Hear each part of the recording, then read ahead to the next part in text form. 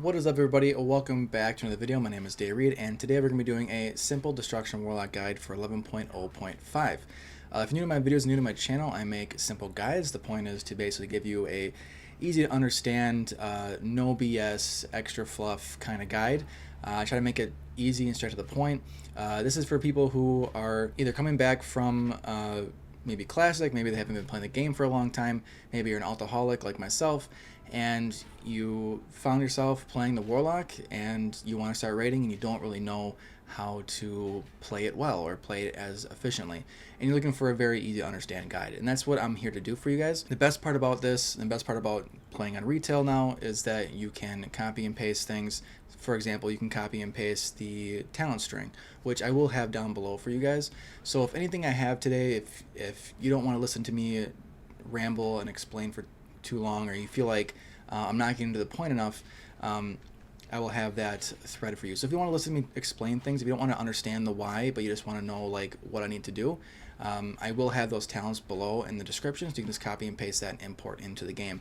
But I will be going over things like talents, things like stat priority, things like your best and slack gear, kind of things to look for and chase after. So just very quickly and basic understanding of things. So the first thing I'll jump into is our talents. Now I am running Diabolist. It is the best of the hero talents. Even if it wasn't the best, I would still probably choose Diabolist over Hellcaller. I just think that Diabolist is a much more fun looking talent, hero talent to go with. I like having my my pit lords. I like having my random demons coming out. It makes me feel more like a warlock, and so I like this one the best. But this is what we're doing for our talents. I'm not going to go over every single talent, but I will go over a lot of like the ability choices and a lot of our choice nodes very quickly. So I'm not going to like go over every single one, because a lot of these are just like, here's an increase by 5% here, and here's like a 2% increase in haste, and like things like that that don't really matter too much. But I will go over like certain abilities that are choices, or certain abilities that not all warlocks run with. So going on the Warlock tree first, things like Fell Domination is an ability we'll take, 3-minute cooldown, 90% reduction for like a pet summon.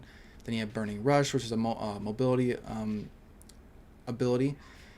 So obviously sacrificing health for as long as you have it on. So you sacrifice his health, but you move faster. Then we will do things like Demonic Circle for mobility. We will choose Mortal Coil for our choice node.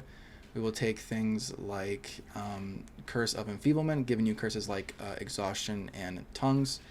Again, a lot of these are like increases in stamina and stuff like that.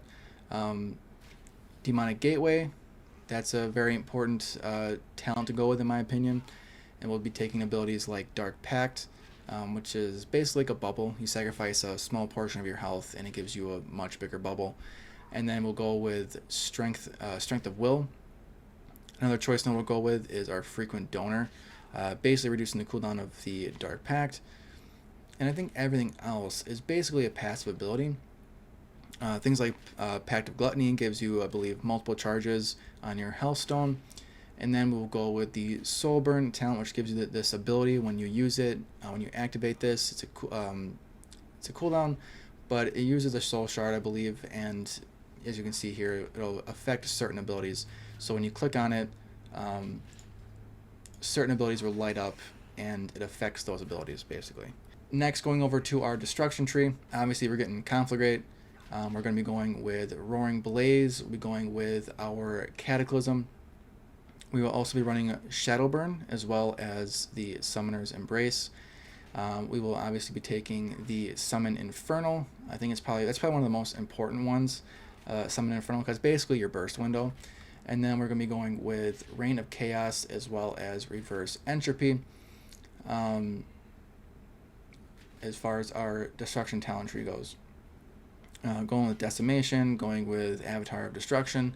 And then as far as our Diabolist tree goes, again, all of them are passives, but as far as choice nodes go, we're going with Soul Etch Circles. Doing this will basically make it to where you know how you use Soul Burn, and when you use Soul Burn, it will affect one of your abilities, one of those abilities being your Demonic Circle Teleport. This basically makes it to where that benefit is always happening. It's a passive ability that makes it to where it's always happening. Then we have the Infernal Machine as well as Infernal Vitality. So Unending Resolved heals you for 30% of your maximum health over 10 seconds.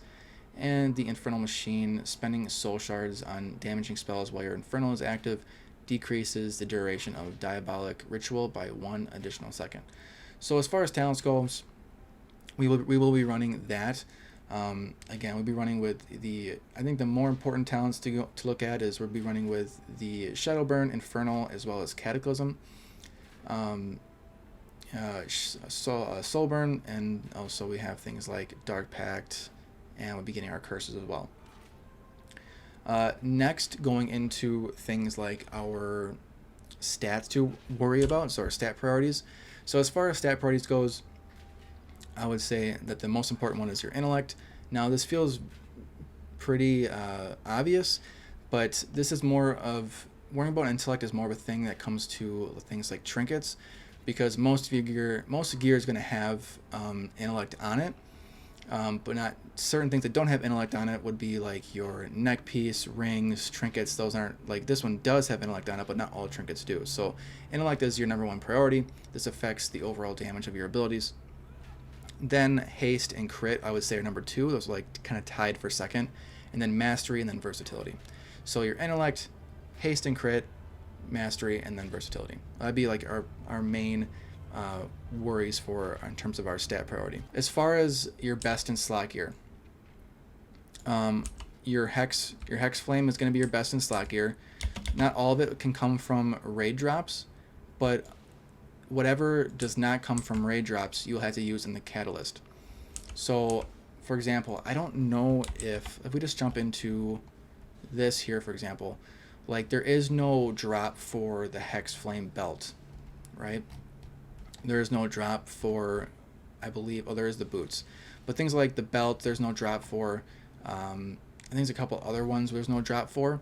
But basically, there's pieces of gear if you get drops for. So if you just need like a wrist slot, if you can always put that wrist slot into your catalyst and it'll turn into the Hexflame slot. Also, now that we have the anniversary going on, you can also put you can also put things like, when you go to Blackrock, the gear that drops from here in Blackrock can also be put in the catalyst, and that will also be put and will also be changed into the Hexflame stuff. So Hexflame is the best in terms of the gear you want to run with. As far as best in slot, like trinkets and rings, there's only a couple of options. I would say second best option, which is what I'm rocking right now for my neck, is going to be the locket. It has your crit and haste. These are your most important stats.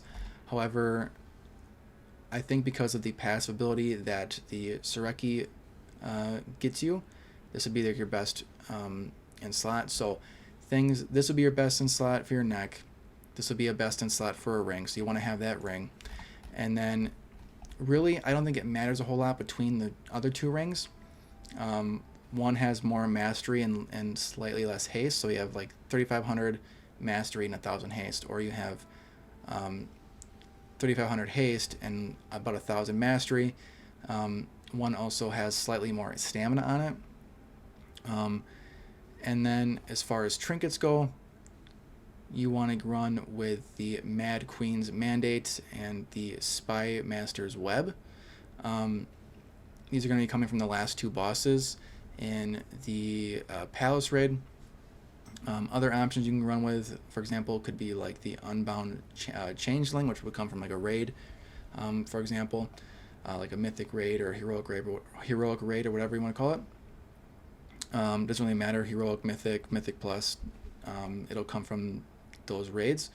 But those are going to be like your best in slot gear. I'll have all the stuff like listed down below in the description, so if you're just looking for something to copy and paste or to search up or whatever, I can give that to you down below. And then finally, when it comes to our abilities and our rotation, so our abilities and rotation, I think for Warlocks are probably one of the easiest and simplest ones to learn, because essentially the idea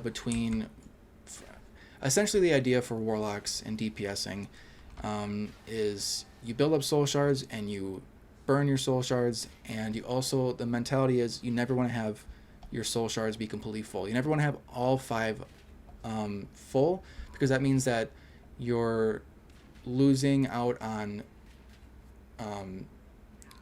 you're basically overfilling your glass, and you can't obviously build more past the 5. So you're kind of wasting potential when you are at a 5 cap of your soul shards.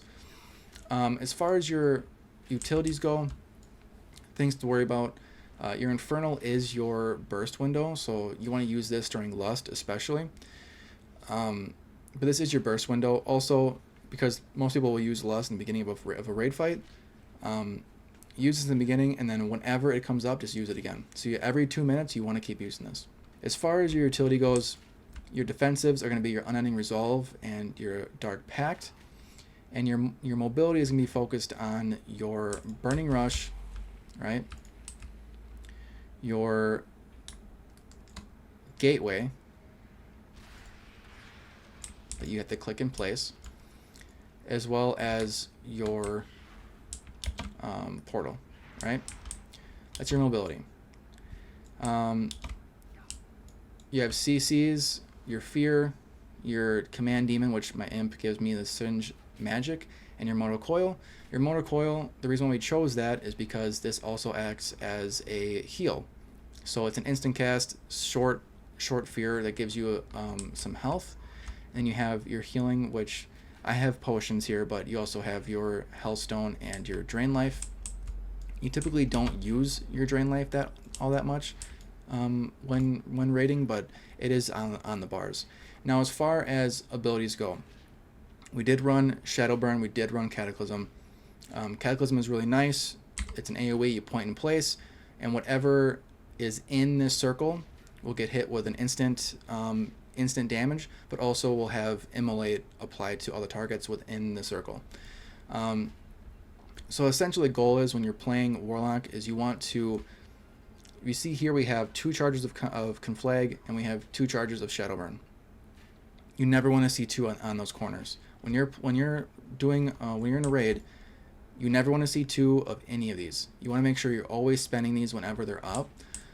So Shadowburn is like going to be your main priority. But first, you want to make sure Immolate is up. That needs to be up at all times. Never let that run out. So as you can see, if I use this, it's up. Don't let that ever run out.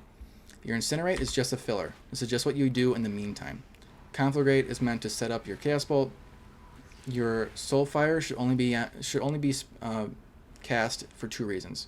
The only time you ever use a hard cast Soulfire is when there's like a countdown timer to pull a boss. So when the boss hits like the 4 on the countdown timer, then you can hard cast Soulfire. Otherwise, you never hard cast Soulfire. Soulfire is basically a proc only ability. Whenever there's a proc, whenever it starts glowing, that's the only time you're ever going to use this ability. And then obviously your Shadowburn is going to be your main spender. When things like Infernal Bolt pop up, when your proc for your Soulfire pops up, when your Ruination pops up, those are like go-to, spend those as soon as possible. Keep in mind, however, that Soulfire will give you 1 Soul Shard, and your Infernal Bolt will give you 2 Soul Shards. But yeah, the main priority is keeping this up. You know, maybe using your Cataclysm. You have your filler with Incinerate, right? Always making sure that you're spending your Shadowburns, and then setting up your Chaos Bolts with your Conflags. Again, our goal is just to keep that. We have our proc, gives you more. Shadowburn, see how fast that was. And the goal is just to keep, as you can see, my Shadowburn, my Conflagrate, we're looking to keep those. So we mess up a little bit by having that capped out. But the goal is to always keep everything off of that too. We don't want our Shadowburn or our Conflagrate to be on that too, right? As well as managing your Soul Shards, not having those cap out for too long, right? I will have a short video play after this. It should be like a 3-minute clip. So if you want to kind of see how some of the playthrough is, kind of see how I play. If you're looking for more of an example, I'll play like a short clip, just me doing an LFR boss. You can kind of see how I manage my spells and everything like that. Otherwise, that's basically it for this video. I hope I kept it short enough. Like I said, I try not to go on too long. I want to try and keep it as short as possible. I want to keep it as easy to understand as possible as well. If you have any questions, please leave comments down below. I love to answer. I love to help people out with that. But yeah, outside of that, please subscribe to the channel and like the video if you did. And I appreciate all of you guys, all my subscribers, all the viewers of my videos. And yeah, that is it for today's video. Again, I hope you enjoyed. I hope this helped. And I will see you in the next video. Take care.